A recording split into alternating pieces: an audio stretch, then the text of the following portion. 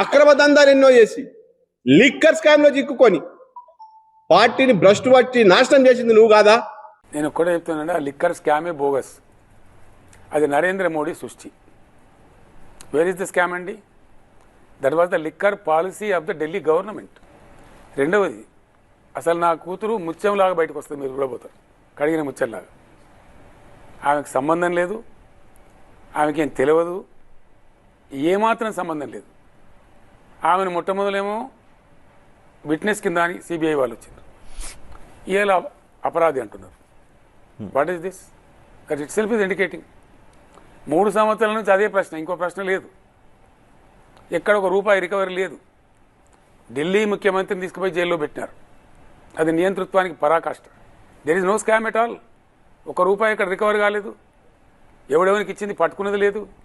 అంత గాల్లో కట్టుక తల్లి ఆ ఢిల్లీ లెఫ్టినెంట్ గవర్నర్ అడ్డం పెట్టుకొని ఆయన చేత ఒక ఆర్డర్ ఇప్పించి ఇది స్కామ్, దీన్ని పరిశోధన చేయాలని చెప్పి దాన్ని సిబిఐకి ఇచ్చి ఈడీకి ఇచ్చి అనవసరంగా అమాయకులను శిక్షిస్తా ఉన్న నరేంద్ర మోడీ ఈరోజు. ఎస్, ఎందుకు కారణం ఏంటి తెలుసా? I will tell. ఏమొస్తుంది వాళ్ళకి చెప్తా కదా. నరేంద్ర మోడీ దుకాణం 700 మంది ప్రజాప్రతినిధులను ఇతర పార్టీ నుంచి గుంజుకున్నాడండి మొత్తం దేశవ్యాప్తంగా. అందులో భాగంగా తెలంగాణలో దుకాణం పెట్టడానికి వచ్చిందండి. ఏం దుకాణం? ఎమ్మెల్యేలను కొనాలా? Farm house files.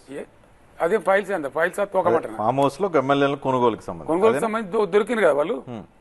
వాళ్ళని దొరికితే మీరు వినండి, మేము ఫైటర్స్ కాబట్టి వాళ్ళని పట్టి బంధించి జైలు పడేసినాం.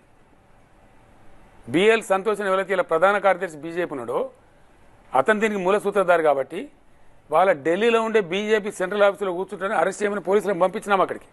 ఎస్, మాకు నిజాయితీ ఉంది కాబట్టి. దాన్ని దృష్టిలో పెట్టుకొని బిఎల్ సంతోష్ మీద మేము కేసు పెట్టమని దృష్టిలో పెట్టుకుని కక్ష పెట్టుకుని ఇలా నా కూతురు మీద పెట్టారండి అనవసరంగా, అకారణంగా.